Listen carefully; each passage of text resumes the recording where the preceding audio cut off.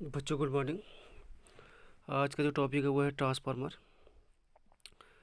Transformer जो होता है आपका अन्योन्य प्रेरण के सिद्धांत पर कार्य करने वाली एक ऐसी युक्ति है जो प्रत्यावर्ती धारा के विभव को परिवर्तित करने के लिए प्रयोग की जाती है। हम अन्योन्य प्रेरण पहले पढ़ चुके हैं, ठीक है। जिसमें क्या होती है, एक कुंडली होती है, एक कुंडली में करंट को कम या ज़्यादा किया जाता है तो दूसरी कुंडली में फ्लक्स में चेंज होता है। दूसरी कुंडली में फ्लक्स में चेंज होने के कारण क्या हो, विद्युत भागबल उत्पन्न होता है, जिसके कारण से एक वोल्टेज स्थापित होती है दूसरी कुंडली में। तो ट्रांसफार्मर जो होता है आपका अन्योन्य प्रेरण के सिद्धांत पर क्या करता है, कार्य करता है। और यह एक ऐसी डिवाइस होती है जो क्या करती है, प्रत्यावर्ती जो धारा है, जो एसी है, एसी करंट होती है, उसके विभव को, उसके वोल्टेज को कम या ज़्यादा करने के लिए प्रयोग में लाई जाती है। करंट को कम या ज़्यादा नहीं करती है, सिर्फ क्या करती है, वोल्टेज को क्या करती है, कम या ज़्यादा करती है, ठीक है। तो ट्रांसफार्मर दो प्रकार के होते हैं। एक तो आपका अपचायी ट्रांसफार्मर है, यानी स्टेप डाउन ट्रांसफार्मर। यह क्या करता है, ऊंचे विभव वाली निर्बल प्रत्यावर्ती धारा को नीचे विभव वाली प्रबल वैद्युत धारा में बदलने का काम करता है। यानी जो उच्च अपचायी ट्रांसफार्मर जो होता है आपका, वो क्या करता है, आपका निर्बल जो कम प्रत्यावर्ती धारा है उसको क्या करता है, ऊंचे विभव वाली प्रबल वैद्युत धारा में बदलने का काम करता है। ये क्या आपका एक अपचायी ट्रांसफार्मर है, जिसमें क्या होती है आपकी, ये प्राथमिक कुंडली है। ये जो प्राथमिक कुंडली होती है जो ऊपर वाली है, उसमें क्या होते हैं आपके मोटे तार के कम फेरे होते हैं, और नीचे वाले में जो क्या होता है आपका पतले तार के ज़्यादा फेरे होता है। बीच में जो ये इस टाइप का बना रखा है तो एक लोहे की कच्ची रॉड होती है, ठीक है। तो यानी कहने का मतलब ये जो अपचायी ट्रांसफार्मर है तो उसमें प्राथमिक कुंडली में क्या होंगे आपके मोटे तार के मोटे तार के कम फेरे होते हैं, और द्वितीय कुंडली में जो होते हैं आपके पतले तार के ज़्यादा फेरे होते हैं, ठीक है। अब उसके बाद ऊंचाई transformer, step down transformer. Step down transformer जो होता है वह नीचे विभव वाली प्रबल प्रत्यावर्ती धारा को ऊंचे विभव वाली निर्बल प्रत्यावर्ती धारा में बदलने के काम आता है। अब इसका जो सर्किट होता है इस टाइप का होता है। इसमें प्राथमिक कुंडली का ठीक उसका उल्टा हो जाता है। प्राथमिक कुंडली में क्या हो जाएगा आपका, पतले तार के कम फेरे होंगे, ज़्यादा फेरे होंगे, और बीच में कच्चे लोहे की रॉड होगी, ठीक है। या फिर आयताकार पतली रॉड होती है, ठीक है। जो और दूसरा आपका द्वितीय कुंडली में क्या होंगे, मोटे तार के कम फेरे होंगे, ठीक है। जैसे कि ये ट्रांसफार्मर बनाया गया है, इसमें आयताकार पतली लोहे की रॉड होती है, यानी जैसे हमें एक के बाद एक उसके आगे पीछे से लगाते जाएंगे तो ये क्या कहते हैं, ये ऊपर वाली जो एक जिसको भी आपने वो करना होता है उसको एसी सर्किट से जोड़ देते, एसी विभव से जोड़ देंगे। मतलब ये जिसको आपने प्राथमिक बनाना है, जिसको आपने सेकेंडरी बनाना है, तो आपका जो आउटपुट जो होगा, इनपुट तो यहाँ से होगा, आपका आउटपुट क्या मिलेगा, आपको यहाँ से मिलेगा,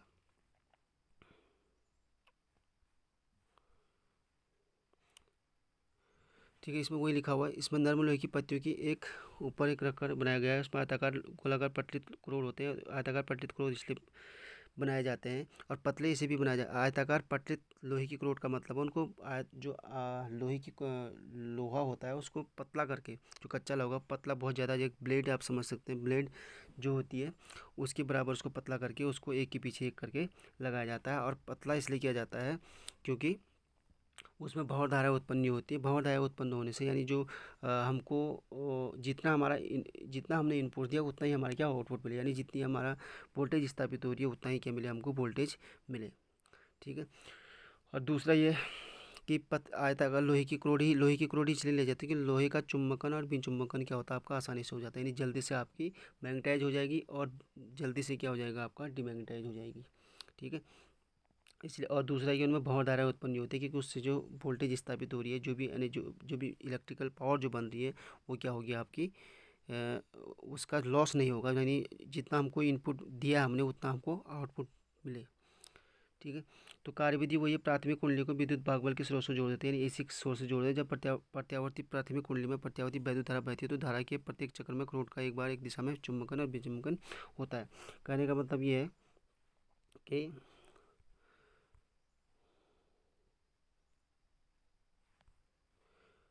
जो ये है, तो इसमें क्या होता है आपका, ये जिसको हमने क्या करना है, जिस क्रोड को हमने जोड़ना है उसमें क्या करेंगे, इसको एसी स्रोत से जोड़ देते हैं, यानी ये प्राथमिक कुंडली बन जाएगी। दूसरा क्या हो जाएगा, द्वितीय कुंडली बन जाएगी। अब इसमें क्या होगा, क्योंकि एसी करंट जो होती है आपकी, ये पॉजिटिव साइकिल चलती है, फिर नेगेटिव चलती है, फिर पॉजिटिव आपकी, फिर नेगेटिव साइकिल चलती है। तो इस पहले टाइम में क्या होगा आपका, जो पॉजिटिव हाफ साइकिल जाएगा, क्योंकि धीरे धीरे क्या होगी आपकी, धीरे धीरे क्या हो रही है आपकी करंट बढ़ेगी, धीरे धीरे धीरे धीरे क्या होगा आपका करंट बढ़ेगी, मतलब ये करंट बढ़ रही है। तो इसका मतलब क्या होगा कि फ्लक्स में चेंज आएगा, फ्लक्स में चेंज आने के कारण क्या होगा आपका विद्युत भाग बल उत्पन्न होगा। प्राइमरी जो सर्किट है, प्राइमरी जो कॉयल है, यानी जो भी हम मान रहे हैं, ठीक है। और प्राइमरी तो वो जो फ्लक्स है वो सेकेंडरी से होकर गुजरेगा। तो सेकेंडरी से होकर गुजरने का मतलब ये हुआ कि उस पहले तो सेकेंडरी में जीरो था, तो सेकेंडरी में गुजरा, तो इसका मतलब क्या हुआ कि उसमें विद्युत भाग बल उत्पन्न हो जाएगा, जो क्या करेगा, पहले के विद्युत भाग बल के बढ़ने का विरोध करेगा, फ्लक्स में चेंज का क्या करेगा, विरोध करेगा। यानी जो वोल्टेज अब यहाँ स्थापित हुई है वही वोल्टेज क्या हो जाएगी, यहाँ स्थापित हो जाएगी। उतना आपको इनपुट, अगर कोई लॉस नहीं हो रहा है, जैसे कि आयताकार क्रोड इसलिए ले रहे हैं क्योंकि उसमें कोई लॉस ना हो, ठीक है। तो जितना आपने इनपुट दिया उतना ही आपको क्या मिलता है, आउटपुट प्राप्त होता है।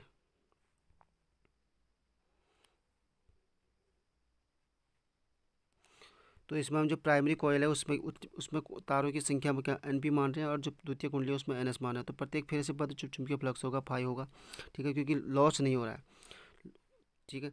तो विद्युत कुंडली में प्राथमिक कुंडली में प्रेरित विद्युत भाग बल कितना हो जाएगा, EP बराबर minus NP delta phi upon delta T होगा, क्योंकि E बराबर minus N delta phi upon delta T होता है, ठीक है। तो द्वितीय कुंडली से बद्ध चुंबकीय फ्लक्स कितना होगा, द्वितीय कुंडली से बद्ध चुंबकीय फ्लक्स आपका ES बराबर minus NS delta phi upon delta T. तो हम इन दोनों को बराबर रख, ES अपॉन EP बराबर कितना हो जाएगा, NS अपॉन NP। आदर्श परिस्थितियों में क्या होगा, EP बराबर VP और ES बराबर BS, क्योंकि EP बराबर VP इसलिए हुआ क्योंकि जो वोल्टेज उत्पन्न हुई है EP से ही VP बनी हुई है, ठीक है, और ES से ही VC बनी हुई है, तो इसलिए दोनों को बराबर रखें, ठीक है। तो ES अपॉन VS, VP बराबर VS अपॉन VP और NS अपॉन NP बराबर R। ये आपका परिणामन R जो होता है आपका NS अपॉन NP क्या होता है, परिणामन अनुपात होता है, यानी R जो होते हैं, ठीक है। ये ट्रांसफार्मर के लिए होता है, इसका मान जो होता है, अब ऊंचाई ट्रांसफार्मर के लिए इसका मान जो होता है ग्रेटर देन R होता है, और अपचाई ट्रांसफार्मर के लिए लेस देन 1 होता है, ठीक है।